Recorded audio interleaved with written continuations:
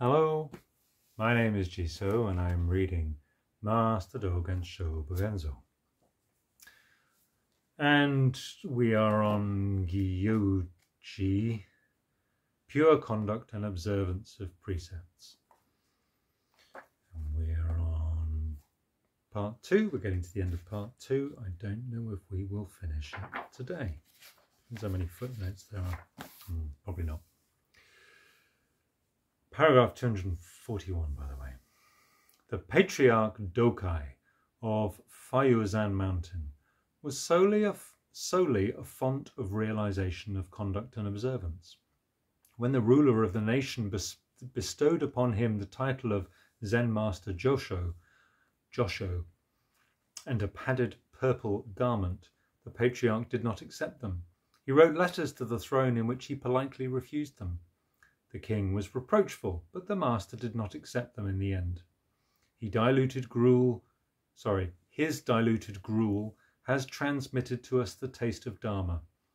When he made his hut on Fuyuzan Mountain, the monks and laymen who flocked there numbered in the hundreds, but on a daily ration of 1 bowl of gruel, many withdrew.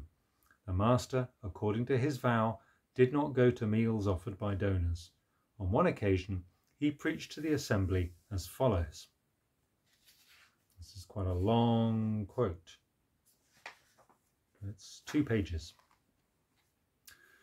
In general, because those who have left family life dislike dusty secular toil and seek to get free from life and death, we rest the mind, cease mental images, and cut off ensnaring involvements. Therefore we are called those who have left family life. How could we regard offerings lightly and use them to indulge in a common life? We should straightway let go of duality and abandon the middle too. When we meet sounds and meet sights, we should be like rocks upon which flowers have been planted.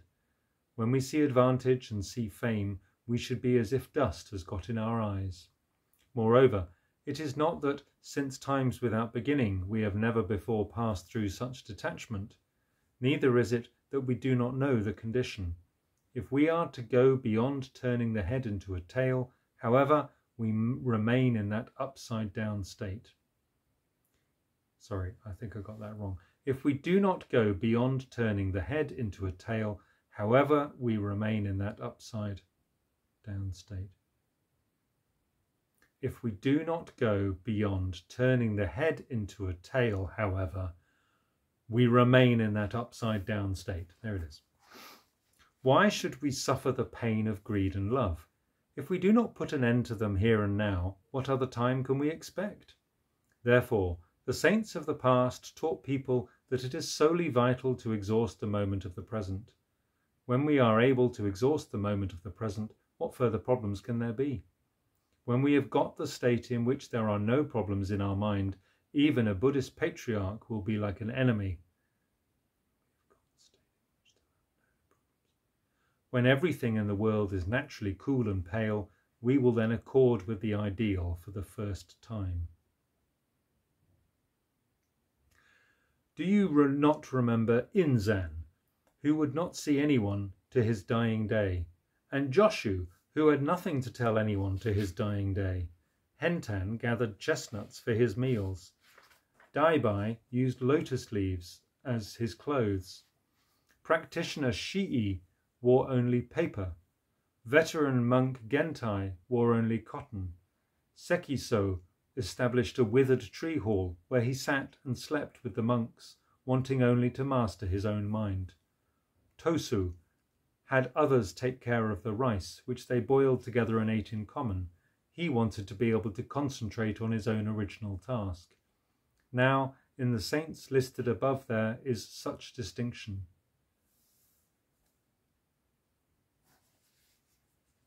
Hurry! That's been coming on a while. Sorry about that.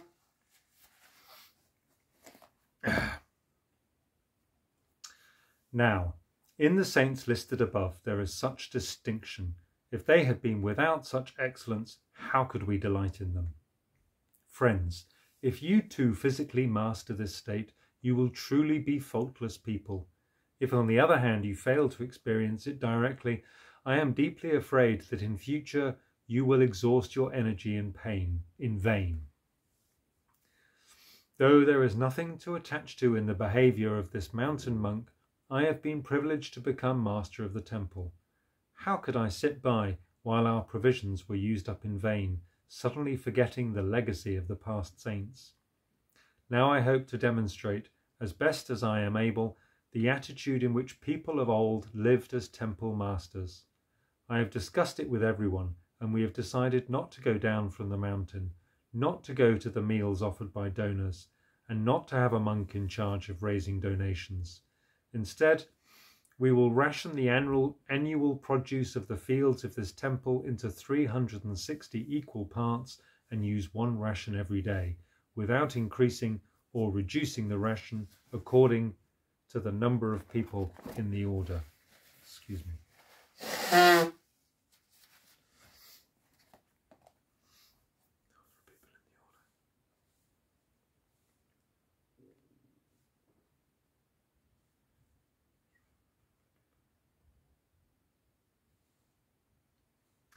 If there is enough to make boiled rice, then we shall make rice. If there is not enough to make boiled rice, then we shall make gruel. If there is not enough to make gruel, then we shall make rice water. To welcome a newcomer, we shall just have plain tea, not a tea ceremony. We will simply provide a tea room, which each person may visit and use individually. We shall do our best to sever involvements and to pursue the state of truth solely. Still more, vigorous activity surrounds us in abundance. There is no scarcity of beautiful scenery. The flowers know how to laugh and the birds know how to sing. The timber horses whinny and the stone bulls gallop. Beyond the sky, the greenness of the mountains fades. Beside our ears, the babbling spring loses its voice. On mountain peaks, monkeys are squeaking. Dew moistens the moon in the sky. In the woods, cranes call. The wind swirls around the pines in the clear light of dawn. When the spring breezes blow, withered trees sing dragon songs. The autumn leaves shrivel, and the frozen forest scatters flowers. On the precious stone steps are laid patchworks of moss. People's faces have the mild air of haze and mist. Sounds are still. Situations are just as they are. In the sheer peace and solemnity, there is nothing to pursue. Before you all day, this mountain monk is preaching the traditional teaching of our lineage, which is just not to attach to expedients. Why should it ever be necessary to ascend the seat of the formal preaching in the Dharma hall, or to have entry into the master's room, or to take up the clapper, or stand up the whisk, or to yell to the east, and put a staff to the west, or to tense the brows and glare with the eyes, as if having an epileptic fit? That not only dismays veteran monks, it also insults the saints of the past. Do you not remember that Bodhidharma came from the west to the foot of Shoshitsuzan mountains and faced the wall for 9 years, and the second patriarch, standing in the snow and cutting off his arm, suffered what can only be described as hardship? Still, Bodhidharma never set down a single word, and the second patriarch never requested a single phrase. Yet we can say that Bodhidharma did not teach others? Can we say that the second patriarch had not wanted to find a teacher? Whenever I come back to preach about the behavior of the ancient saints, I always feel that there is nowhere to put myself. So ashamed am I of our weakness as people of later ages. How then could we serve each other offerings of exotic and delicious meals of 100 tastes? We are equipped with the 4 things, and so we must establish the mind at once. Having said that, I am only afraid that the behavior of our hands and feet is so imperfect that we will pass remotely through lives and pass remotely through ages. Time is like an arrow, and we should profoundly hate to be losing it. Although we are like this, still it is a fact that other people, relying upon their merits, have been delivered. This mountain monk is unable to force the teaching upon you, but, my friends, Have you ever read the following verse by a person of old? Our meal is boiled foxtail millet, reaped from the mountain fields. For vegetables, we have faded yellow pickles. Whether you eat them is up to you. If you choose not to eat, you are free to go east or west. With due respect, fellow practitioners, may each of you be diligent. Take good care of yourselves. That's the end of that quoted passage. And I forgot to put my racksuit on. And also, it's a little bit chilly.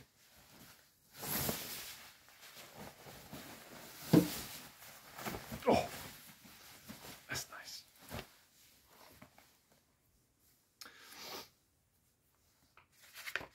This is the very bones and marrow transmitted one-to-one by the ancestral patriarchs.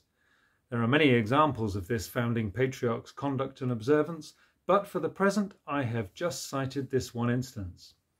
We students of later ages should long for and learn in practice the conduct and observance that the founding patriarch Fuyo practiced and refined on Fuyōzan Mountain. It is just the right standard of behaviour established at Jetavana Park. The park purchased by Sudatta from King